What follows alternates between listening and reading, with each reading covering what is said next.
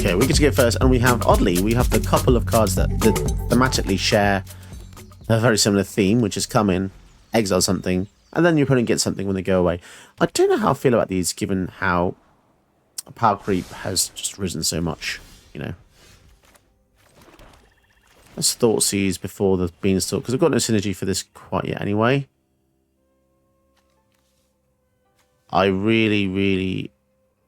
I don't like Heist being used on me, so I'm going to get rid of that. I just hate it. I hate people selling my things, especially when Heist always seems to get, like, crazy powerful mythics.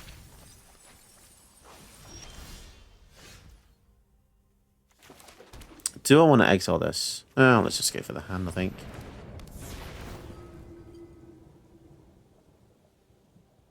Ah, they've got so many sack creatures. We'll exile that then, I guess, because she can bring back creatures. So I guess the more creatures we get rid of, the better it is for us. Yeah, that is annoying. See, the downside of this feels pretty annoying. Giving them a 2/2 here is not something I really like to see, especially because we're spending 3 colors on this. What do you guys think? Is this any good? I think Skyclave Apparition is just better overall, isn't it?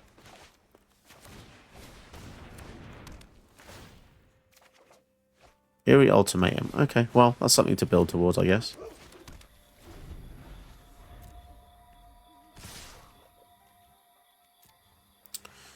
Three damage. They didn't attack with... Well, they didn't go for the Alesha.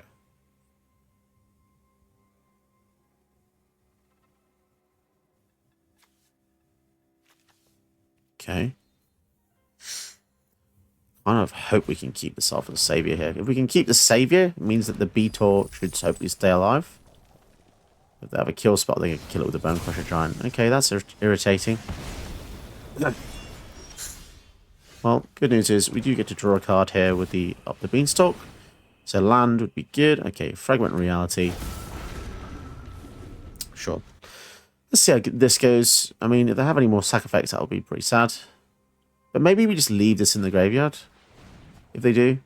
And hopefully the Ultimatum will get him back. My goodness, they've got so many things in their graveyard now to revive with the Alesha's ability. And apparently that is enough to stall, even though they actually had enough mana to play the Alesha here. But I suppose against the 3/5 Flying Lifelink, this is just a big enough dragon to tank a hell of a lot of their things, I suppose. Maybe that's the reason they quit. We go first against Plagan Lord of the Beach. Okay. But this guy cares about toughness. Toughness matters death. They get to draw a ridiculous amount of cards.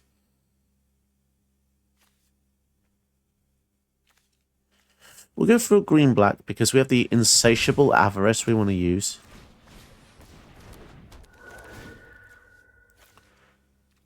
Which we legit can just do next turn to draw 3. Black source is fine as well. Happy with that. Let's just draw. Such a nice way to recoup. Love it. If they counter it, then sad times. Oh, wow. Another draw spell. Fantastic. So these are really cool effects because anything minus is great for Betor. I love how it has 2 counters, actually. Lifelink. Well, life gain and life lost. Nyx, Fleece, Ram. That could be kind of good with the Betor.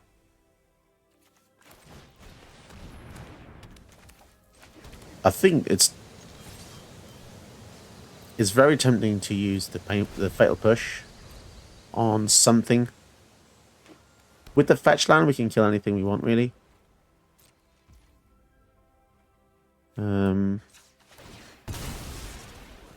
They've kept 3 mana up, which means they want to counter our commander.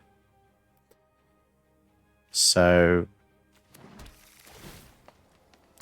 yeah, that's changed things a bit there. Aetherflux Reservoir. Okay.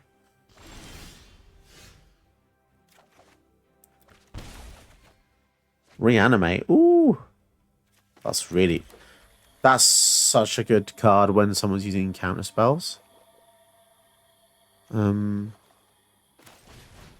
just lose more life. Let's just lose loads more life. Cultivate. Let's get some white mana. Brainstorm. Okay. Rainstorm. Not a fan of that card. Unless your commander can synergize with it. I just think it's suboptimal mostly. I know people vouch for it, but I think those people are just hardcore sweats, really. Controversial comment. Ooh, fetch land and brainstorm. That's what people normally say, but I just don't care. It's just not fun. Shuffling loads is just not fun.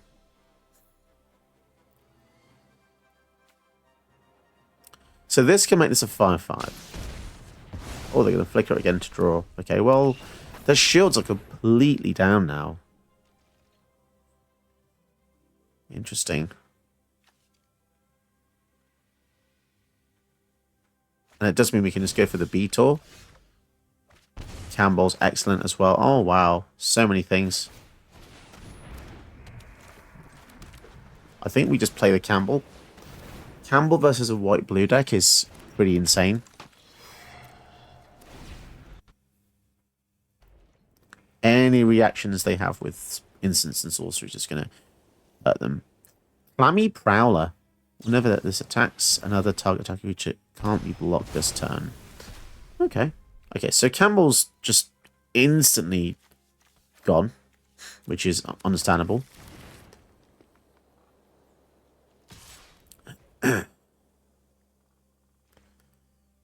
Sure. Let's make them pay that. It's a shame they exiled Campbell, because it would have been nice to reanimate it there.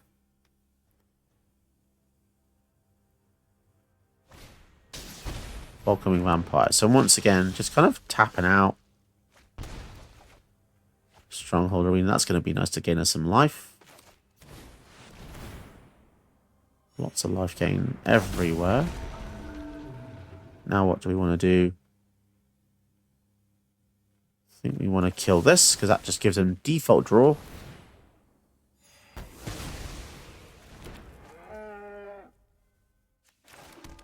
And then I think I'm actually going to go for Selfless Spirit here, because it's just a nice way to keep the Betor alive if they do try and destroy him. And lo and behold, we actually get to revive a creature. And this is an 8/7. Which is nothing to sniff at.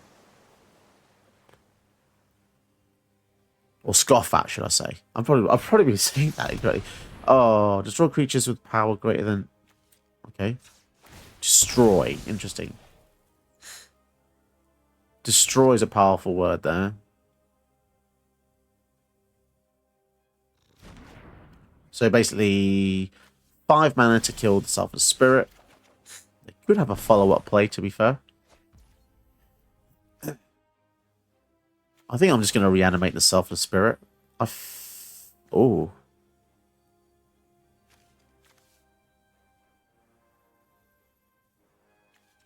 No, let's just get the Selfless Spirit. I don't want to use Borrowman. I want to use my own cards.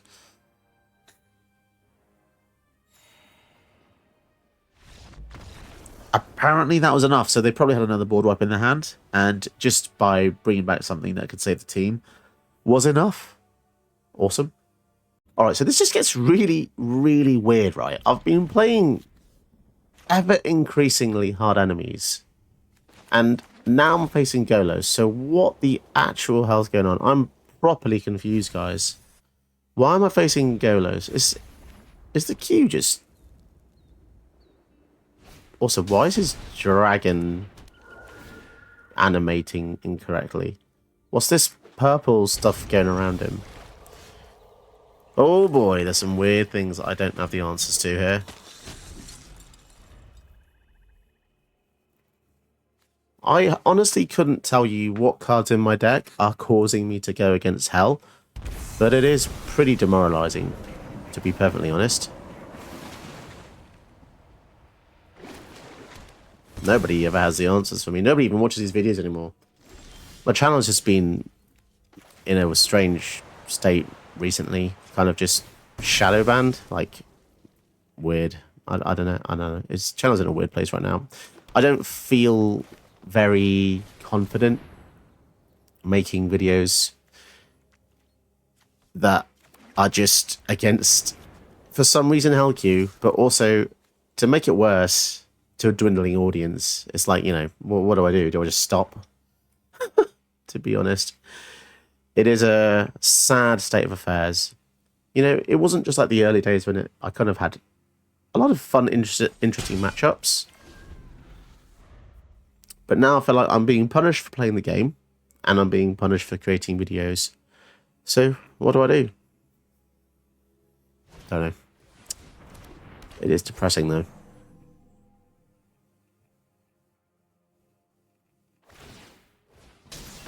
Discard that. Get a basic. Wow. So Golos is just using stuff like...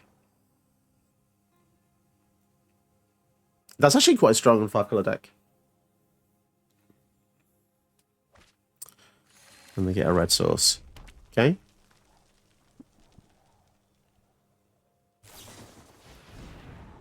And you know what? Just why not? Let's just keep going off. Apparently the deck's Storm. They've played how many things this turn? Crazy. So is there any merit in getting rid of either of those? Probably not, right?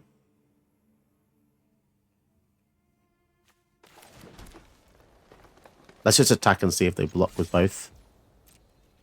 That would be strange. So why are they blocking with that now, not before? That is strange. So if we go for the Betor here.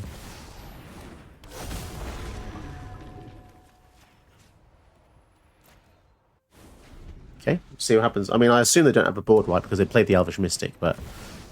Chromatic Orrery. Well, that is pretty insane. To just drop a 7-drop and Golos in the same turn. Right. How the hell do we... We need 2 kill spells now. We need this to kill the Chromatic Orrery and something else to kill the Golos, to be honest. Jesus Christ.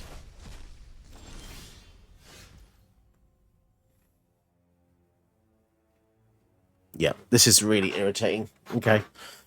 Right, we'll go over the top.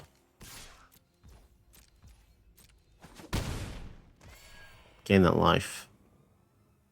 Well, we certainly want to kill the Golos. That's 100%. I wish I didn't have to make all these crazy decisions, you know.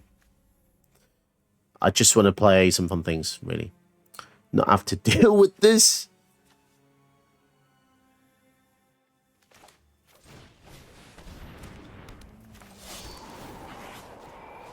Three counters is a lot, though. Okay, but his land's really gonna... We'll see. They can currently draw 2 cards just with this alone. Cyclonic Rift overloaded. Holy crap. And then they can also play the Golos as well.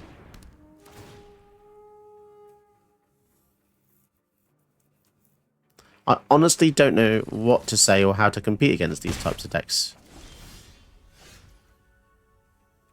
Yeah, I'm just going to quit. Because I don't have any kill spells. This doesn't kill the Golos. None of these spells kill the Golos. Yeah, I just lose again. Cool. Thanks, game. Why am I in Hellcube? Pretty nice starting hand here against Ketramos. We have the removal with the Terra Sunder on the commander, so it's just pretty much snap keep.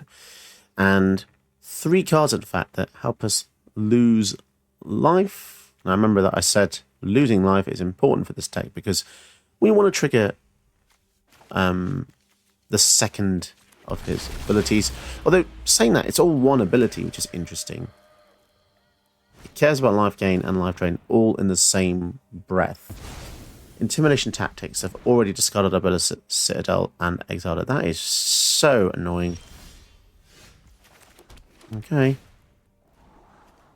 Land. Yeah. To lose that, turn 1, always sad. Artifact or creature. That's pretty strong to just exile it as well.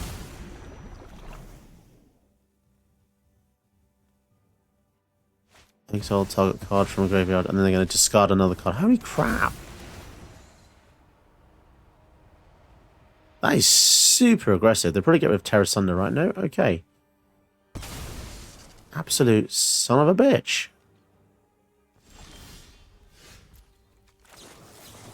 Yeah, I think we're just going to get rid of this because it can draw them a card every turn. That's mainly the reason it's in there. Exile a card from a graveyard, draw a card with Kedramos. Just being absolutely, you know, smacked around here. Horrible feeling to get dissected in such a way, but there we are. I'm kind of happy they took the arena because I feel like the Painful Truths is just a lot more effective, a lot faster.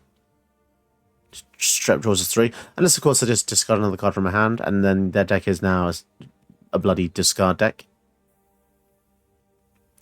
So did they get a white source? And if not, well, screw them. Terra Sunder was going to be reserved for the Ketramos, but here's the weird thing about Ketramos. It's strong, but it does require an engine. Without an engine, it really doesn't do much. And yes, they can exile 1 or 2 cards here and there to draw a card, but without a continuous source of that, aka with the Agatha's Soul Cauldron, I do wonder how effective this really is. And now opponent is entering Ropius McRopington because he's just an absolute bad sport, I guess. Cool, thanks, bro. Anyway, so let's draw some cards. Okay, that's actually pretty good. Because we have another way to now remove their commander. It is a real shame when an opponent starts the game with such vivaciousness and vigorosity and verisimilitude. No, I don't know that would make any sense.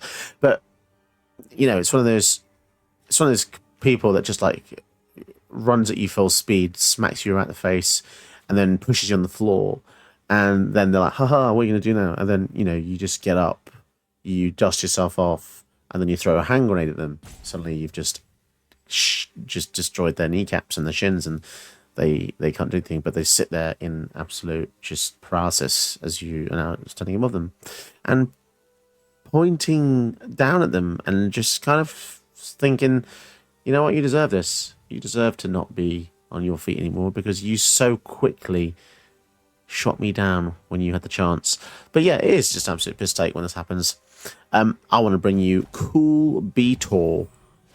Cool Betor gameplay, but alright, let's see if we can still do that. Let's play Betor.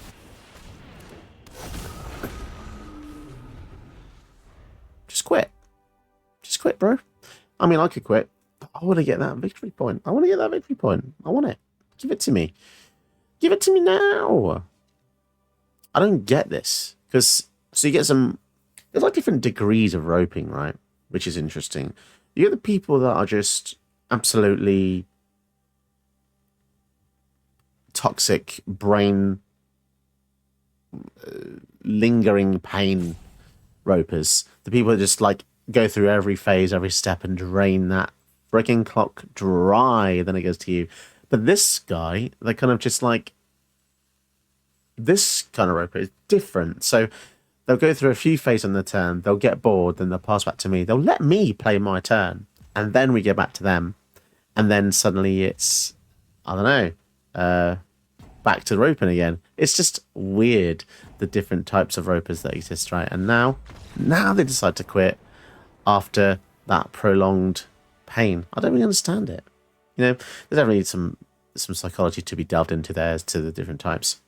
Okay, opponent is playing Mardu Hasty. Haste things.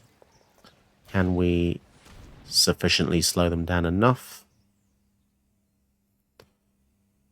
Someone Thoughtseize could take anything, really. We've got 2 removal, protection, and card advantage. If the opponent is taking their time, interesting that. So the fact they got rid of that tells me they have removal in their hand. It's very obvious. A Johnny, okay. What a beautiful day, brother. I think we're just going to go for Savell land here.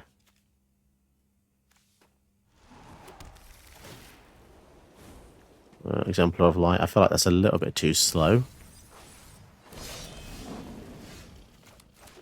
We use the Virtue on the Ajani. Would this possibly be my build? I'm not sure. Can't remember if I used this in my build or not. Sometimes you Do you occasionally see my builds? Okay, don't think so, because this is an alchemy card. Creatures you control perpetually gain... Oh my god. That's a lot of things. That is a lot of things. Let's get rid of that. That's got so many words for a 3-drop, guys. So many words.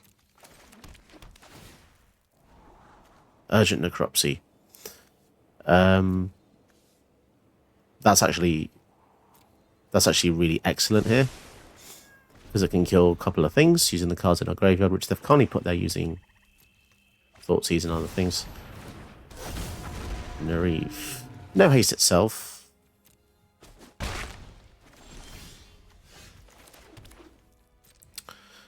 And yeah, I think we're just going to pass a turn here in case they play something more scary than Nereve. Ishin doesn't have haste either. So they've got all the synergy pieces, but none of the actual... So, 0. Do we kill this or do we kill this? Probably just go for the Nereve here. So at this point, it's literally just a 4-mana kill their commander, which isn't too bad. I'm tempting to kill the Ishin, but they don't have any double attack triggers yet anyway, so... No blocks. Elvish Mystic. And Athreos. Okay. We missed a land drop, which is not fantastic, but hopefully we can play maybe Betor next turn. Dark Ritual. And then let us draw a card. Does that mean they want to go for Nereve again? They are. Okay. And they're going to swing in again. I think I'm just going to block this because that's doing quite a fair bit of damage to us now. Let's see what they choose with the Athreos trigger. They let it die. Okay, got some lifelink here. Who knows if it will survive. Oh, that was stupid of me. I should have used the shock land in my turn, because it would have meant that I would have been able to resurrect the Esper Sentinel.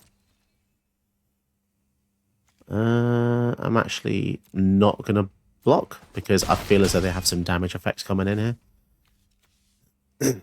Yeah. Right, Selfless Spirit coming in.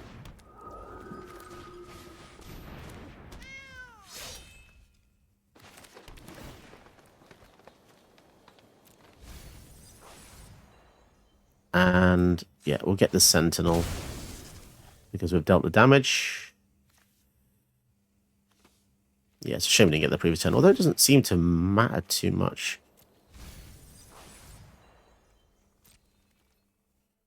I think we'll attack.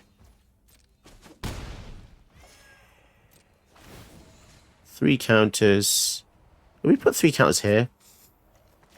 We get the Selfless Spirit back as well. That's crazy. And we have a ground blocker. So we made that mistake, but hopefully we can actually just start pulling back now. Already the War Leader, double combats.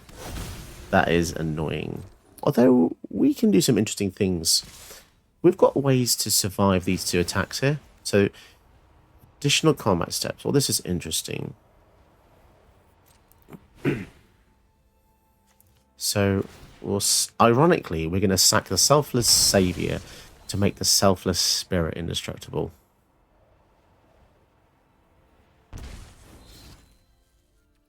Right. 5-4. Okay. So a block here. We need to take 4.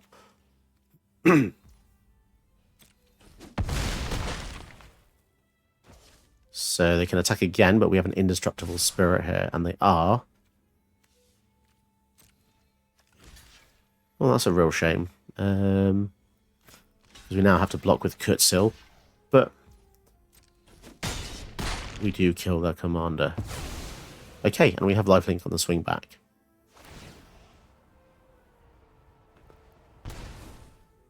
Down to 13. And we actually pull that one out of the hat. The fact we had the two selfless things coming back over and over again is pretty nice. We had another fetch land in hand, so in a weird way, fetch lands in this deck are actually elite when you have one drops like Elvish Mystic or Selfless Savior as Sentinel. It certainly helps to keep the CMC low for your support creatures because you can just abuse them over and over again. It's something I didn't even really think of with the Indestructible Dog. That's just really quite cool. And the fact we would have had 7 mana as well for this, we may have stood another chance. So if they got anything else with haste in the following turn, though, we might have been in trouble. But I feel as though this Indestructible and this lifelink combined together is really wonderful. Did you know that you can help my channel by watching another one of my videos? Go ahead, you know you want to.